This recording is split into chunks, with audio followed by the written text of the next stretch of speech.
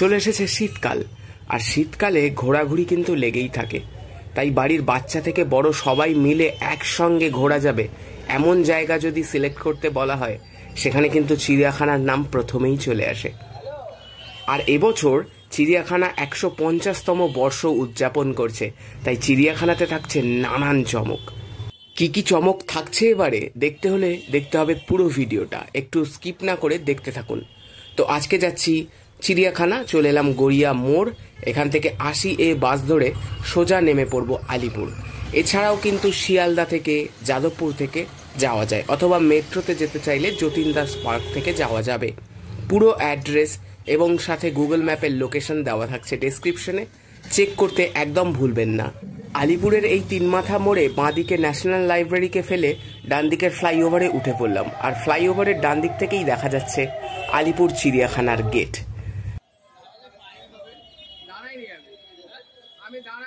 সুন্দর করে সাজানো রয়েছে গেট, এবং 150তম বর্ষের উদযাপনের যে ব্যানার বা বোর্ড, সেটাও কিন্তু এখানে আটকানো রয়েছে। তবে এটা এক্সিট গেট, এখান থেকে ঢোকা যায় না। একটু সামনে এগোলেই এই যে নীল রঙের আলিপুর চিড়িয়াখানা বাংলাতে লেখা এবং ইংরাজিতেও, এইটাই হচ্ছে প্রবেশের পথ। আপনার বাঁদিকে পড়ছে টিকিট কাউন্টার, মধ্যেখান থেকে যাওয়া যায় ভেতরে, এবং একদম শেষে ডান দিকে যারা অনলাইন টিকিট বুক করতে চান ইউপিআই এর মাধ্যমে, তারা কিন্তু এখান থেকে টিকিট কেটে নিতে পারেন। টিকিটের মূল্য 50 টাকা জন প্রতি, এবং 5 বছরের নিচে শিশুদের জন্য কিন্তু ফ্রি। তো টিকিট কেটে আমরা ঢুকে পড়লাম ভিতরে। ভিতরে ঢুকতেই সব থেকে প্রথমে আপনার চোখে পড়বে এই গার্ডেনের টোটাল ম্যাপ। তাছাড়া আপনি বাম দিক অথবা ডান দিক যে কোনো দিক থেকেই কিন্তু ভেতরে যেতে পারেন। কিছু ইম্পর্টেন্ট ইনফরমেশন দিয়ে দিই। শুরুতেই দেখতে পাবেন কোন ডিরেকশনে গেলে কি দেখতে পাওয়া যায়।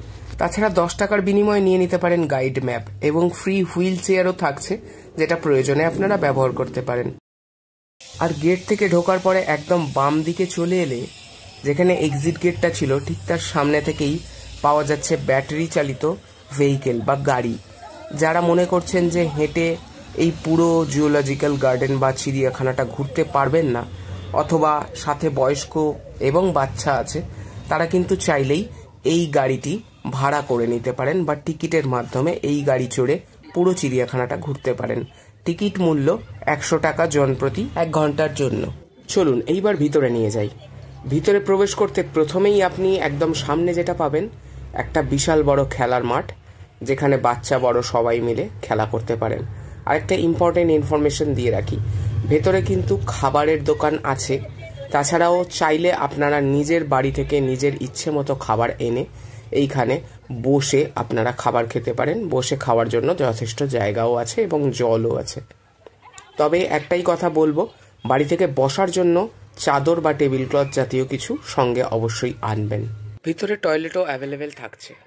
এবার প্রথমেই আপনি যেটা পাবেন সেটা হলো অনেক ধরনের পাখি, আর প্রত্যেকটা খাঁচার বাইরে সেই খাঁচার ভিতরে যেই পশু পাখি আছে তার বিবরণ, তার নাম ইত্যাদি ডেসক্রিপশন কিন্তু দেওয়া আছে। এখানে প্রচুর ধরনের ম্যাকাও আছে এবং রং বেরঙের ম্যাকাও, আর থাকছে সারস বা বক জাতীয় বিভিন্ন প্রজাতির পাখি এখানে।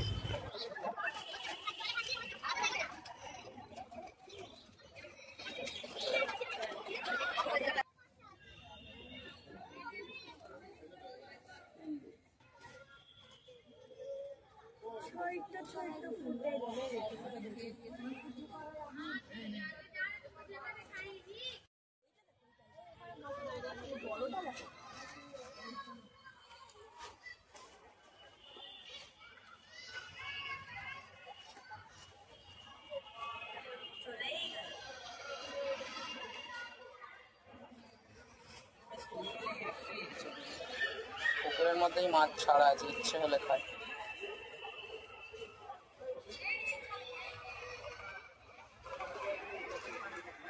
এখানে একটা নার্সারিও চোখে পড়ল। এইবার যেটা দেখতে পাবো সেটা খুবই ইন্টারেস্টিং সবার জন্য।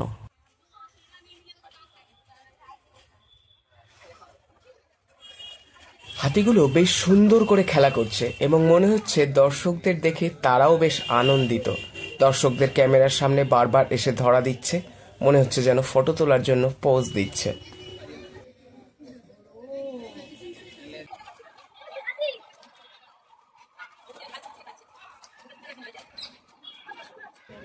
আরো বেশ কিছু ময়ূর প্রজাতির পাখি এখানে দেখতে পেলাম।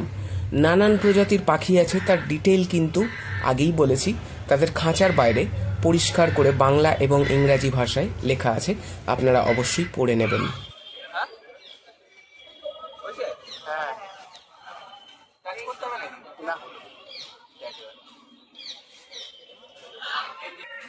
শীতের শুরুতে আস্তে আস্তে বেশ ভালোই মানুষের সমাগম শুরু হয়েছে। এবার আরো একটা ইন্টারেস্টিং জিনিস, এশিয়াটিক লায়ন। সিংহটা তার গুহার সামনে অলরেডি ঘুমিয়ে পড়েছে।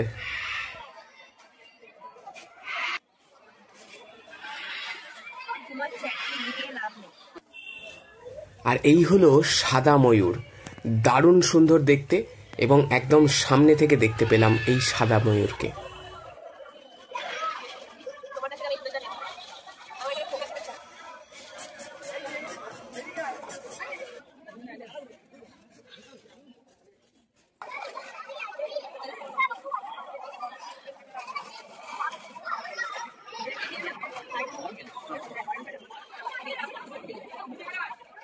দেখুন কত মানুষ অলরেডি চিড়িয়াখানাতে চলে এসেছে তাদের সময়টাকে সুন্দরভাবে কাটানোর জন্য। আপনিও চাইলে কিন্তু একটা প্ল্যান করে এবং সময় বার করে চলে আসতেই পারেন আপনার পরিবার নিয়ে চিড়িয়াখানায়।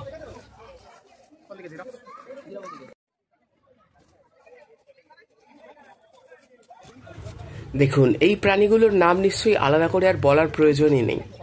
কত সুন্দর লাগছে, গোটা মাঠে তারা ঘুরে বেড়াচ্ছে এবং এদের থাকার জন্য যে ঘরটি করে দেওয়া হয়েছে মাঠের পাশে, সে যেন এক বিশালকায় রাজবাড়ি। আর তার সামনেই দাঁড়িয়ে আছে এই জিরাফগুলো।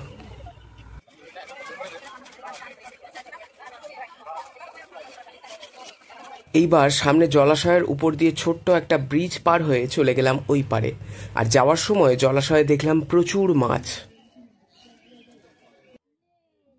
আর এই পারে আসতেই সব থেকে ইন্টারেস্টিং প্রাণীগুলির মধ্যে একটা চোখে পড়ল। কারা কারা এই প্রাণীর নাম জানেন অবশ্যই কমেন্টে জানাবেন।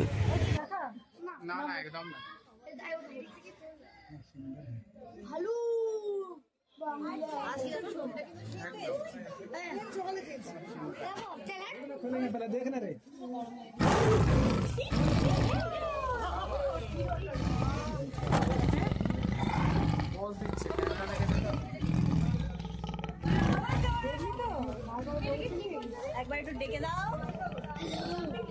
একটু হালুম করে ডেকে দাও।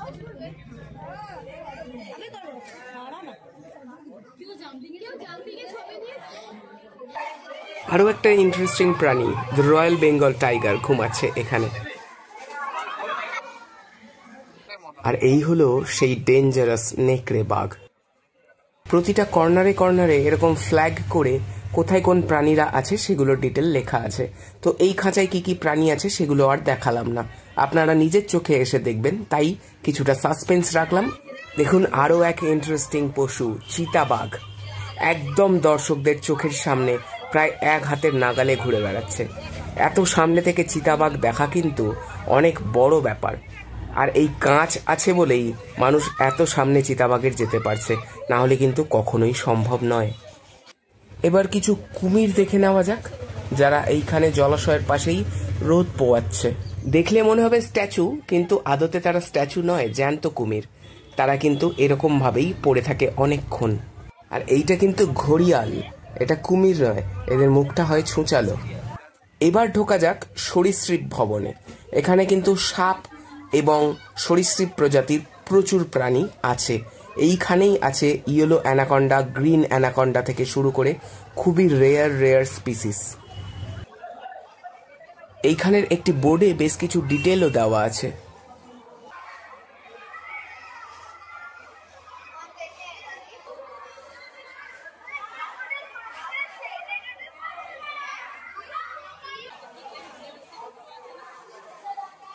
চলুন এবার যাওয়া যাক হরিণের কাছে।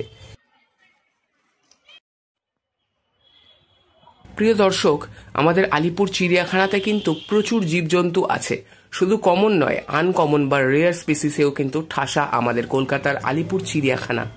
আর আমি আমার ভিডিওতে সবকিছু কিন্তু রিভিল করছি না, কিছু কিছু বাদ দিয়ে দেখালাম, কারণ যারা নিজেরাই ভিজিট করবেন এই চিড়িয়াখানা তাদের সাসপেন্সটা নষ্ট হয়ে যাবে। তাই অবশ্যই নিজেরা আসুন এবং ভিজিট করুন, খুবই মজা লাগবে এই চিড়িয়াখানাতে। এখানে আছে হাঁসের ভ্যারাইটি। এই প্রাণীটির নাম কে কে জানেন কমেন্টে কিন্তু লিখতে ভুলবেন না।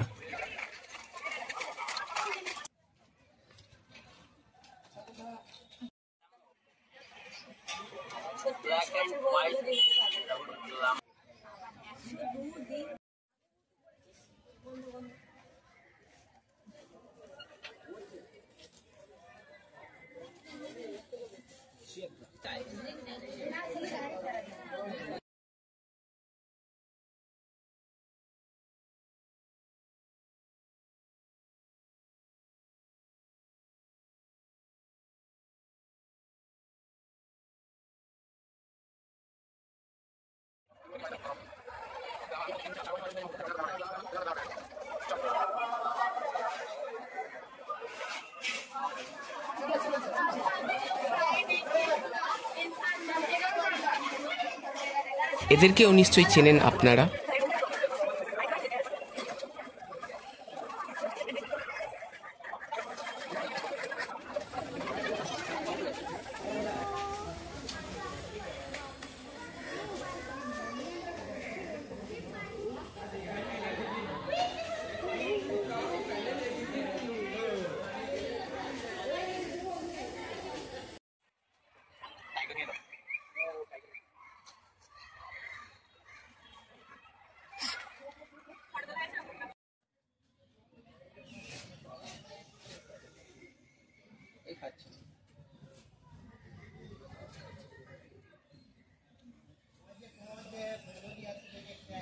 মাছগুলো পচে গেছে, অন্ধ হয়ে যাচ্ছে,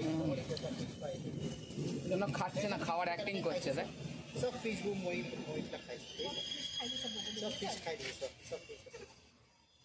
এইবার এলাম আলিপুর চিড়িয়াখানার এবছরের মেন উদ্যোগ বা মেন চমকে, যার নাম ওয়াক ইন অ্যাভিয়ারি। এই থিমের মেন মানে হচ্ছে দর্শক থাকবে খাঁচার ভেতরে এবং পশু পাখিরা থাকবে খাঁচার বাইরে। আপাতত এটা বার্ড অ্যাভিয়ারি বা পাখির জন্য তৈরি করা হয়েছে। পরবর্তীতে সমস্ত পশু পাখির জন্যই এই প্রকল্প কিন্তু গ্রহণ করা হবে এমনটা জানা গেছে। এইখানে ভেতরে একটা কাঁচের টানেল আছে, যার মধ্যে দর্শকরা প্রবেশ করবে এবং সেখান থেকে দেখতে পারবে পাখিদের। আর পাখিরা থাকবে ঠিক তার বাইরেই, উন্মুক্তভাবে চলাফেরা করতে পারবে, তাদের জন্য কোনো গার্ড বা ব্যারিকেড নেই। হ্যাঁ, এক্ষেত্রে অনেকেই বলবেন যে পাখিদেরকেও তো একটা ব্যারিকেডে রাখা হয়েছে, পাখিরা তো উড়ে চলে যাবে, সেই জন্য পাখিদের একটা ব্যারিকেড বা বড় খাঁচা তৈরি করে দেওয়া হয়েছে। অন্য পশুদের ক্ষেত্রে হয়তো সেই ব্যারিকেড থাকবে না, অন্য পশুরা টোটালি ওপেন থাকবে এবং দর্শক থাকবে এই টানেলের ভেতর বা খাঁচার মধ্যে। মিটিং হচ্ছে, পাখিদের পাঠশালায় মিটিং হচ্ছে।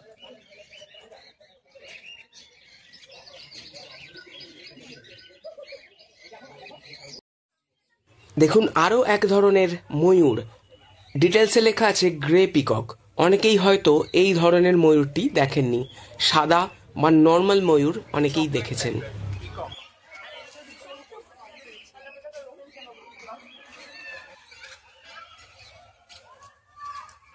এখন ফ্রেমে দেখা যাচ্ছে আমাদের জাতীয় পাখি।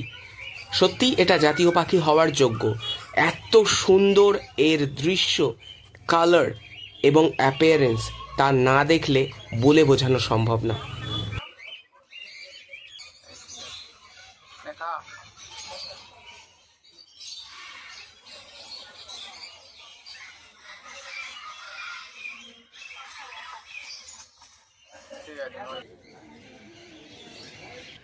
দেখুন, এই হলো অ্যাভিয়ারির আসল মজা। ময়ূরটা পাশে ছিল, কিন্তু হঠাৎ করে উড়ে এসে একদম মাথার ওপরে কাঁচের প্যানেলের ওপর বসলো, আর চোখে পুরো পরিষ্কার দেখা যাচ্ছে ময়ূরের নিচের অংশ থেকে শুরু করে পা, লেজ সমস্তটাই। অ্যাভিয়ারির কিন্তু মূল উদ্দেশ্যই এটা যে প্রাণীদেরকে 100% ক্লিয়ারলি দেখা যাবে। আলিপুর চিড়িয়াখানাতে অনেক চেনা পশু পাখির সাথে অনেক অচেনা পশু পাখি কিন্তু আমাদের চোখে পড়ল। শুধু পশু পাখি নয়, সাথে নানান সুন্দর দৃশ্যও চোখে পড়ছে। এই চিড়িয়াখানা কিন্তু বাচ্চাদের জন্য একটা সেরা ডেস্টিনেশন। শুধু বাচ্চা নয়, বড়দেরও কিন্তু নিরাশ করবে না কলকাতা আলিপুর জু। তাই এই শীতের ছুটিতে একটা দিন প্ল্যান করে চলে আসতেই পারেন চিড়িয়াখানায়। কিভাবে আসবেন, কত খরচা হবে, সমস্তটাই বললাম ভিডিওতে, এবং ডেসক্রিপশনেও কিন্তু ডিটেল দেওয়া থাকবে, চাইলেই চেক করে নিতে পারেন। আরও এই ধরনের ইন্টারেস্টিং ভিডিওর জন্য আমার চ্যানেলকে সাবস্ক্রাইব করতে কিন্তু ভুলবেন না। সাথে লাইক করে, কমেন্ট করে এবং বন্ধুদের সাথে শেয়ার করে পাশে থাকুন। দেখা হচ্ছে পরবর্তী ভিডিওতে।